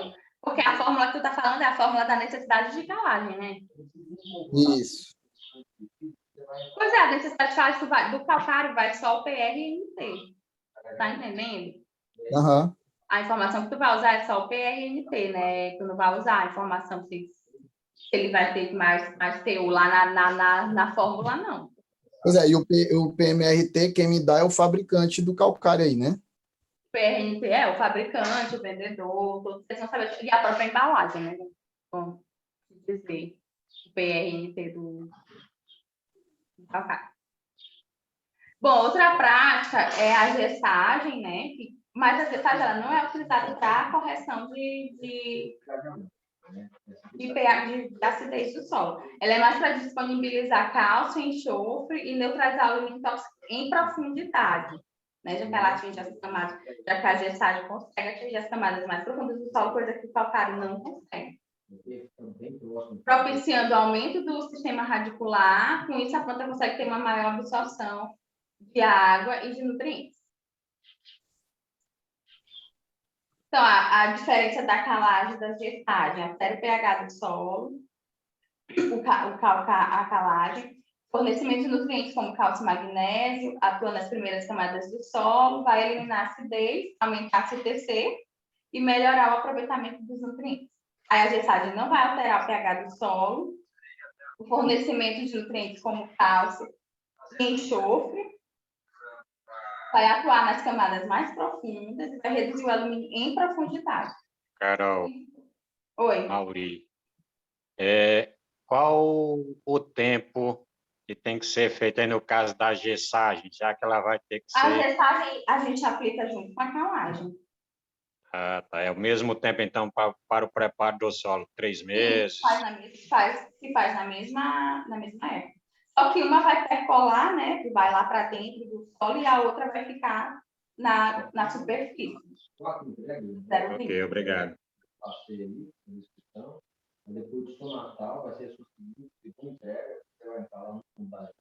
Tá, a gente encerra esse assunto aqui, gente, de calagem, de gessagem. Alguém tem alguma dúvida? Alguém ficou algum desentendimento do slide lá em relação à troca lá de nomes? Qualquer dúvida, você me passa aí. O calcítico mais rico em óxido de cálcio, o dolamítico mais em magnésio. E as fórmulas lá. Tá tudo certo? Sim. As mulheres que hoje estão falando pouco também foram tão participativas na aula passada. Tá tudo certo, Soraya falou tanto na aula passada.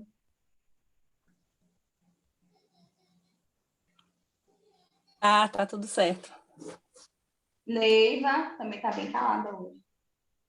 Tá tudo certo, que eu tô tossindo muito. Diego, quer falar alguma coisa? Oi?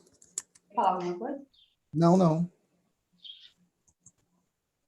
Então tá, gente. Também faz parte do conteúdo de vocês e do preparo de solo sistemas de condução, né? Deixa eu só perguntar uma coisa, professora. Tá me ouvindo? Sim, tô ouvindo. Pode falar. Uma dúvida que surgiu. O pomar já instalado. Aí percebe que há necessidade de nutrição. Se jogar o calcário depois da planta lá, vai causar algum prejuízo? Não vai causar. A gente não recomenda que jogue ele junto com fósforo. Porque ele fixa um pouco o fósforo. Mas, com os outros nutrientes, pode jogar junto ou separado, vai trazer benefício sim, não vai trazer nenhum malefício. Ok, obrigada. Mas, gente, mais alguma pergunta para a gente passar para os sistemas de condução?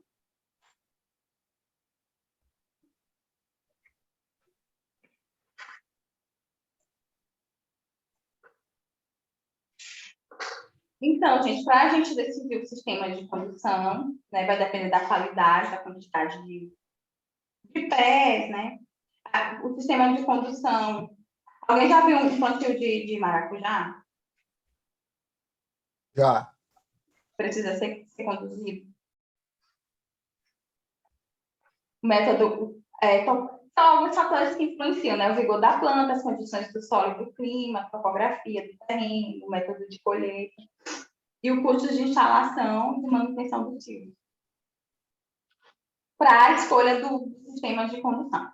Qual o objetivo? É conduzir a planta, o crescimento da planta, né? E ele pode ser livre, esse sistema vai poder ser livre ou apoiado. Se for livre, a planta mesmo vai usar o corpo dela para fazer o seu próprio tutoramento, vamos dizer assim. E o apoiado não, a gente vai usar a espaldeira ou latada. Quem já viu o plantio de uva? Geralmente usada em latada, a uva. E a espaldeira é geralmente a estruturazinha que a gente usa para condução do crescimento do maracujá, por exemplo. Aqui são mais informações mesmo gerais. Enlatada vai ter uma maior expansão de vegetativa da planta, proporcionar uma maior produtividade, mas vai dificultar a realização de pratos culturais, né? Porque ele vai ser lá em cima, né, gente? E favorecer o ataque de pragas e doenças fúngicas devido a essas dificuldades de pulverização, por exemplo. Menos eficiente, né, por ser lá em cima. E a espaldeira, que é o caso do maracujá, facilita a realização dos pratos culturais, aumenta a ventilação e possibilita a penetração de raios solares. Isso aí evita também ataques fúngicos, né? E é o mais recomendado para a produção de uvas finas e maracujá.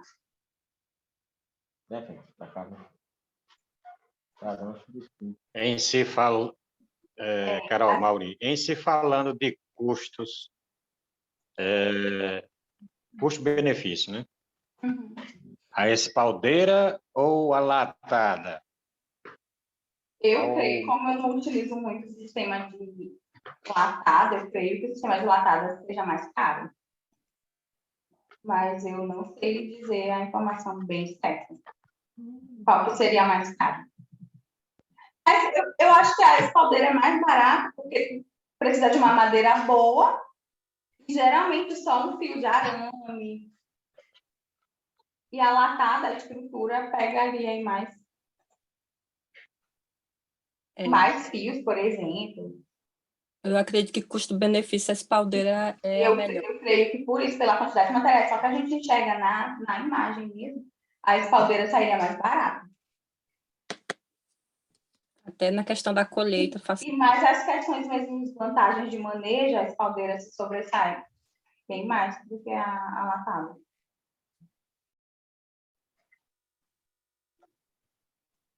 Aqui no Maranhão eu nunca vi nenhum cultivo em latada, a gente usa mesmo em espaldeira.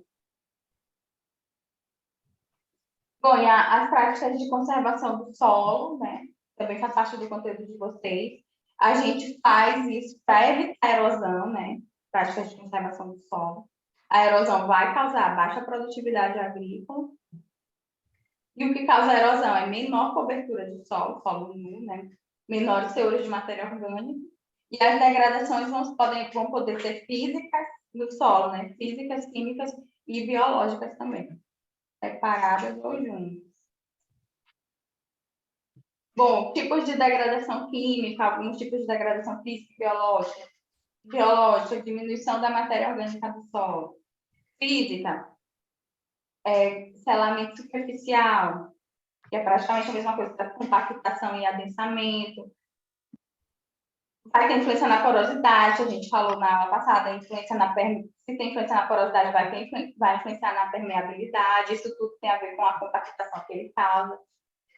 E as perdas de nutrientes, né, perdas de matéria orgânica, desbalanço nutricional, salinização, acidificação, poluição do solo, são degradações químicas. Faltam 10 minutos para vocês, eu queria passar um videozinho só para encerrar. Tomara que dê tempo. Métodos mecânicos para a gente tentar combater essa erosão, né? São práticas mesmo com terraplanistas do solo. O cultivo em nível, culturas em faixas, terraceamento, canais para água escorrer, canais divergentes, locação de estrada, o malte, que nós vamos falar também do malte nas próximas aulas, e métodos vegetativos, florestamento, reflorestamento, adubação verde, cobertura morta, pastagens, quebra-ventos, a gente também falou de algumas coisas dessas na aula passada. E também de outras práticas conservacionistas, a conservação da vegetação nativa, calagem, corrigindo a acidez do solo, rotação de culturas e o plantio direto, né? Muito usado aí para quem planta soja. Pessoal, vou só passar um vídeo para finalizar essa aula de vocês hoje. Deixa eu ver aqui o WhatsApp. Carol, deixa eu te perguntar, em relação à amostra de solo, nesse período que está chovendo, tem alguma interferência na você retirar a amostra em si? Não, a gente retira. Mesmo agora com chuva, a gente retira, né? Não vai ter grandes alterações, porque chove mesmo. Vai chove todo ano mesmo. Assim, a chuva, a maior consequência dela é o que nós falamos sobre a lixiviação, que vocês lembram, provavelmente vocês recordam, né? Áreas com muita chuva, geralmente tem pouca base, porque elas são levadas, né? Acontece uma lavagem da camada superficial do solo, essas bases são levadas. Ah, tá ok. Mas é o maior impacto que a chuva causa. Agora, no verão, a nossa maior dificuldade de retirar a amostra de solo é que o solo fica muito duro. Práticas como as queimadas e a derrubada de florestas deixam os solos expostos à incidência das chuvas e enfraquecem a sua estrutura, o que favorece a erosão. Uma alternativa para diminuir a erosão e a falta de retenção da umidade no solo é a adoção das práticas de manejo e conservação do solo e da água. Mas essas práticas ainda são pouco utilizadas pelos produtores da região semiárida. No município de Pocinhos, na Paraíba, 20% da propriedade do agricultor Antenor Ribeiro sofreu erosão porque o antigo proprietário arrancou toda a plantação que existia no local e deixou o solo completamente desprotegido. Há 7 anos eu comprei essa propriedade aqui, né, de 20 hectares, e esse solo aqui antes era sisal, né? Já comprei essa área degradada já, porque tinha cobertura de sisal e o sisal foi todo tirado para uma indústria de papel e o solo ficou desprotegido, então a erosão fez todo esse estrago aqui. E já desse outro lado aqui eu tenho essa parte aqui, né, esse alto, com a cobertura nativa do solo, e é uma área preservada que eu não deixo ninguém tocá-la, né? Para preservar o solo da sua propriedade, o agricultor deve adequar o sistema de cultivo para manter a maior quantidade possível de cobertura vegetal. Solos pouco férteis e com alta suscetibilidade à erosão devem ser ocupados com vegetação permanente, como é o caso das florestas nativas ou área com culturas perenes. As florestas também são recomendadas para proteger os rios e mananciais. Manter o solo coberto com plantas durante o período chuvoso ajuda a reduzir os efeitos da erosão. Também conhecido como adubação verde, o cultivo de plantas de cobertura é uma das técnicas mais baratas e acessíveis de conservar o solo. Em áreas onde é feito o cultivo convencional com preparo do solo, as culturas de cobertura podem ser utilizadas como adubo. A adubação verde aumenta a infiltração e retenção da água e a matéria orgânica, o que é importante para melhorar a fertilidade e conservar o solo. Além da adubação verde, existem diversas técnicas de manejo e conservação do solo. Entre as mais recomendadas pela Embrapa estão o plantio direto, a adubação, a calagem, a rotação de culturas, o cultivo em curvas de nível e o terraceamento.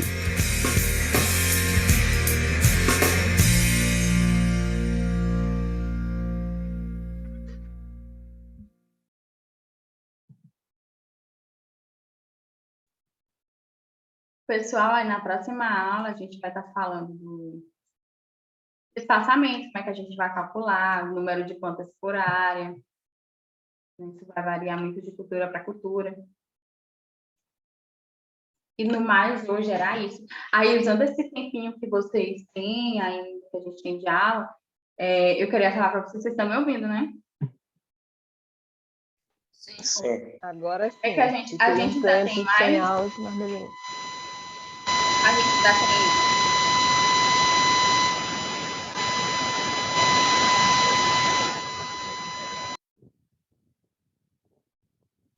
Pessoal, a gente tem ainda 3 encontros, né?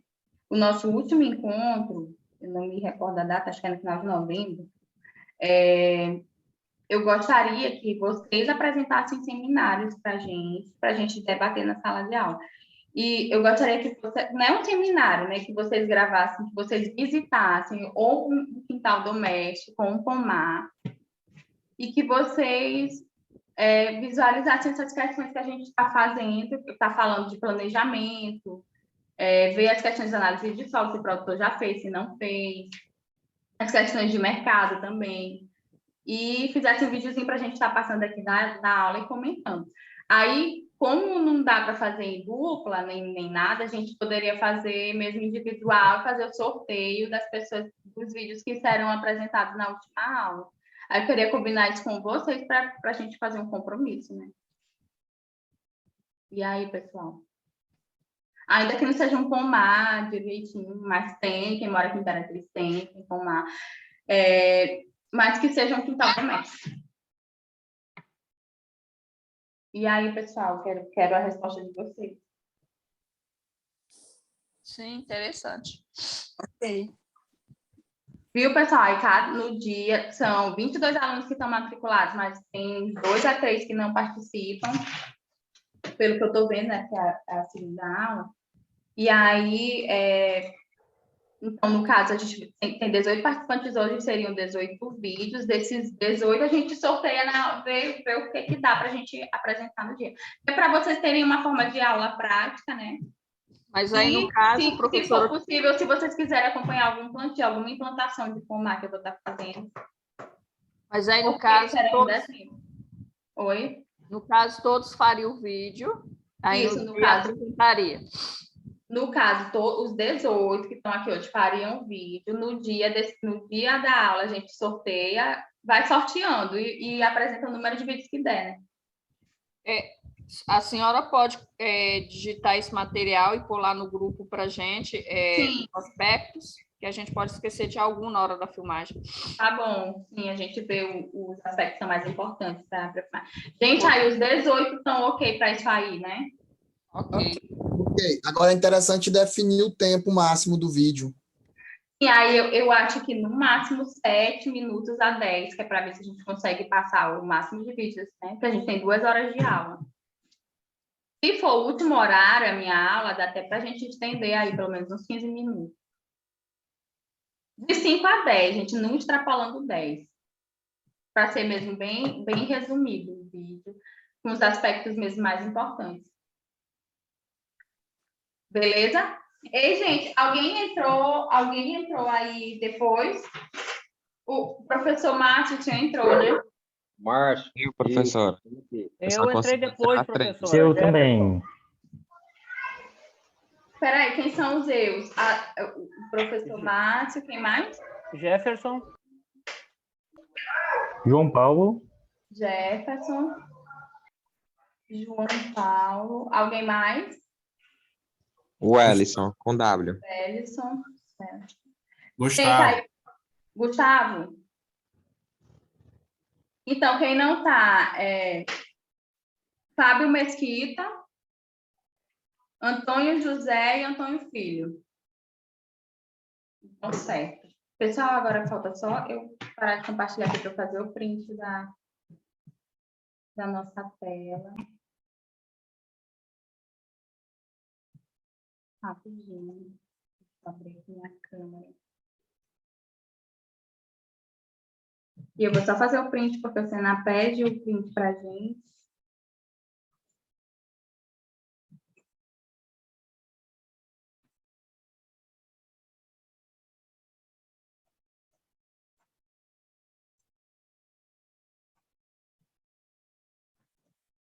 Tá? E, gente, sábado vai ter o vídeo gravado. Segunda, na verdade, o vídeo é para estar gravado já lá e vocês responderem, tá bom? A atividade também que eu vou estar colocando.